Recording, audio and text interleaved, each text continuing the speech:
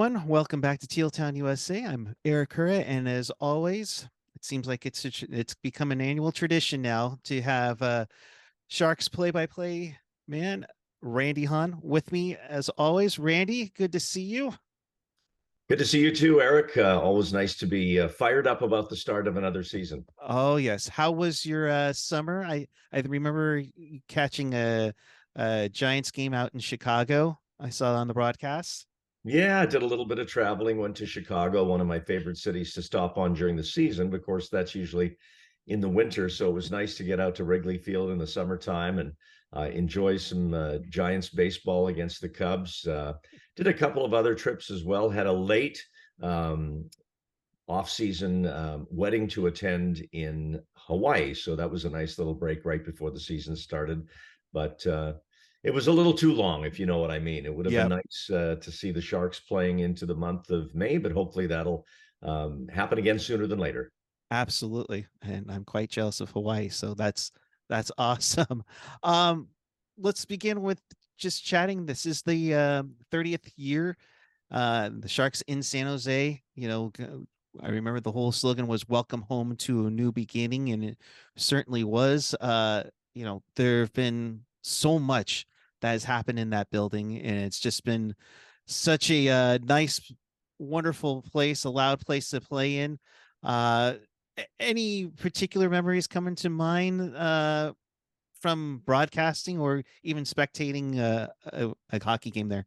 Well, I do remember that first game at the Shark Tank. And as it turned out, when we were doing the game against Colorado on October 14th, that was the actual 30th anniversary of the first Sharks home game at the then San Jose Arena, which later became Compact Center, which then became HP Pavilion, and which is now SAP Center. But yeah, I remember that first night. It was very special. It was particularly special for me too, because in the first 2 years when the Sharks were in the Cow Palace, Joe Starkey was the primary television play-by-play voice for the Sharks, and I would fill in for games that he missed to do 49ers and Cal and the other things he had. So that was my first year as the full-time play-by-play announcer on TV. So Right. that made it a little more special, as well as the fact we were finally in what was going to be our permanent home after kind of being vagabonds in Daly City for those first 2 years. So it was a very special feeling. And I remember, do you remember who scored the first goal? I believe it was Kip Miller. You are correct, sir. Very good. Yes. You are a true Sharks historian. Kip Miller, and of course Kevin Miller, his brother, would later play for the Sharks and score one of the weirdest goals ever. He scored on a penalty shot in the final minute of, I think, what was a 9-1 eventual loss to Colorado. Um, and now, of course, we have Ryan Miller, related, a cousin of Kip's. Ryan now working with the Sharks goaltending coaching staff. So a Miller connection is still alive in the Sharks organization. But back to that opening night and that first year, it was special. The start of our season wasn't. We started 0-8-2, I believe, and that was coming off a year where we won 11-71-2. So heads collectively in hands saying, "Here we go again." But of course, as we would find out, the Sharks would turn it around that year, make the playoffs, knock out Detroit, and make some hockey history. So it didn't start that well on the in the standings, but it ended up being a remarkable year. And a way to set the tone for practically the next 30 years of crazy bounces and plays and special moments in San Jose, of course. So fast forward to this year, Sharks already 3 games in. Who's surprised you so far on the roster? I have a couple of names, but I want to hear what you're thinking off the top of your head. Well, the first one that comes to mind is Philip Zadina, and Yep. maybe surprise isn't the word so much as pleased. Yeah. This is a junior star in the Quebec League when he broke into the NHL with the Red Wings, drafted 6th overall. And I've mentioned it a couple of times on the broadcast. Of everybody on our roster, this guy was drafted highest by his team. Eklund was a 7th round pick, and Hurdle was further down the line in the draft. So Zadina is the highest prospect when he was drafted that we have in our organization. And for whatever reason, it just didn't all come together for him with the Grand Rapids team in the American League and the Red Wings organization in general. And this guy took a huge leap of faith in himself when he virtually asked for his contract to be terminated with the Red Wings. He walked away from guaranteed money on the table and said, I don't care about that. I want a chance to show what I can do, and I need a fresh start somewhere else. So to see him play the way he has so far, a couple of goals already, and when David Quinn does have something good to say about the team, and he didn't have much to say in a good way after the Carolina game, but there were some cookies thrown out by Quinn after the first two games and after training camp. Zadina's name keeps coming up. So it's Yep. nice to see Philip off to a good start. He's a great young guy. He's still only 23. I mean, this is a player who is looking for a second chance, but he's still young. So I'm excited about him. I'm excited about Fabian Zetterlund. This is a guy who came in the Timo Meier trade last year and didn't really settle in here last season. And the adjustment period went a little rough for him. But now we're starting to see why Mike Greer and his staff wanted this guy as part of that deal. So those are two guys that come to mind. I'm interested to see the progression of Henry Thrun, but that position, defense for a rookie, is so tough in this league. So there's a different meter there of patience for a player like that, and watching him develop. And he'll have other nights in the press box, and who knows, he might spend some more time with the Barracuda this year. But I'm interested to watch his development as well. So and are those all young guys? Yeah. But let's be honest here. This is a Sharks team that needs to draft and develop to get better. The days of making the big trades and giving up draft picks are over. The Sharks got close, and taking nothing away from the deals they made to try and get over the hump. But the time has come now for this organization to draft carefully, hopefully successfully, and then do a good job of developing and creating a new environment that will get them back into the playoffs and be a Stanley Cup contender again. Yeah, absolutely. I agree with you completely on Zadina and Zetterlund. Uh, Zadina just really impressed me with how he's played so far, getting a couple goals, defending his teammates, even though he's practically been with the team for like little over a month. And that's the big thing about Zadina too, is that his age, like you mentioned, 23. People kind of get thrown off a little bit there because it's like, okay, he had his contract terminated, makes him almost sound like he's older than he is. And he's nice youthful exuberance to throw in with Thrun, a Zetterlund, a Bordelot, who got his first NHL goal. Eklund got on the board against Carolina. It's nice to see the exuberance of the youngsters coming in and adding some new energy to the team. Yes, it is. And I think especially when you look at who the Sharks have played so far. Oh, Again, we've been talking about it on the telecast. First time in franchise history that they've started the season against the 4 division winners from the season before. It's never happened before. I think it's only happened once in the NHL since the 4 division format that a team has had to open their year against the monsters in the league.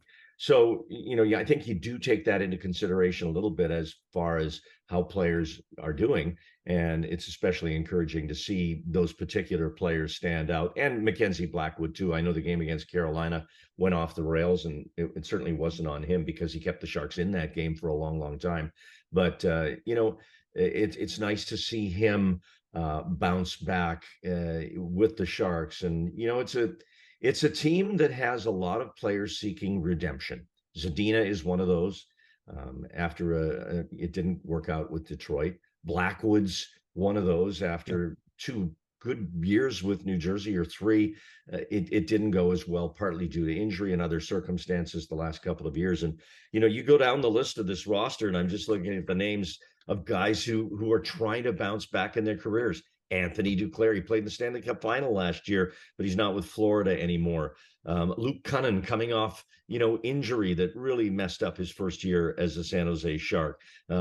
Giovanni Smith, who, comes in as a guy who's trying to find a home after bouncing around a little bit, and Jan Ruda and Kyle Burrows and even Kyle Granlund, who's injured right now. And you can even make an argument for Tomas Hertl. Yeah. This is a guy who signed a new 8-year contract last year, and I don't think that he played up to what his standards are. And I think the Sharks expected and expect more from him this year as well. So there's a lot of players seeking redemption and an opportunity to prove they're better than they were last year. And that's an exciting thing for me as well, to watch who actually does go about it, redeeming their careers. Absolutely. And just seizing the opportunity to take it to the next level. And we talk about new players. I don't want to necessarily say new players, but new acquisitions on the broadcast side. You got Scott Hannon and Mark Smith, who've kind of bounced around in the broadcast with you guys before, but now a little more prominent on the TV side. Yeah, first of all, I want to, say thank you to Curtis Brown for a tremendous run. I don't know if Sharks fans understand the logistics of that job, but the studio is in San Francisco, right downtown. And Curtis Brown lived in Morgan Hill.